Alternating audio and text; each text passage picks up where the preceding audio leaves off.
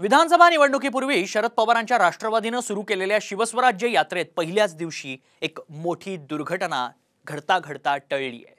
क्रेनमधून शिवरायांना अभिवादन करण्यासाठी गेलेल्या कोल्हे जयंत पाटलांची क्रेन कल्ली। मात्र कोल्हे पाटील थोडक्यात वाचलेत। जुन्नरमध्ये नेमकं घडलं तरी काय बघूया। पाटील कोल्हे थोडक्यात बचावले। ट्रॉली कलंडली पण अपघात टळला।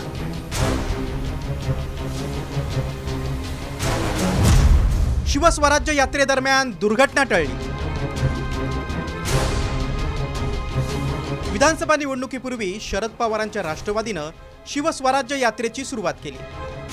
मात्र या यात्रेच्या सुरुवातीलाच मोठा अनर्थ होण्यापासून टळला। त्याचं झालं असं की शिवनेरीच्या पायथ्याशी असलेल्या छत्रपती शिवाजी महाराजांच्या अश्वारूढ पुतळ्याला पुष्पहार अर्पण करण्यासाठी जयंत पाटील, रोहिणी खडसेंसह खासदार अमोल कोल्हे आणि मेहबूब शेख क्रेनच्या ट्रॉलीत बसले आणि ट्रॉली वरती गेली। त्यांनी शिवरायांना पुष्पहार अर्पण केला। त्यानंतर हे सर्व क्रेनने खाली येत होते। मात्र अचानक क्रेनमध्ये बिघाड झाला। सर्वच जण जीव मुठीत घेऊन क्रेनला घट्ट पकडून होते। मात्र क्रेन थोडीशी कल्ल्यामुळे चौघांचाही तोल गेला। जयंत पाटील सर्वात मागे असल्यामुळे त्यांची चांगलीच हालत झाली। मात्र सर्वजण क्रेनमधून सुखरूप खाली आले आणि मोठा अनर्थ टळला।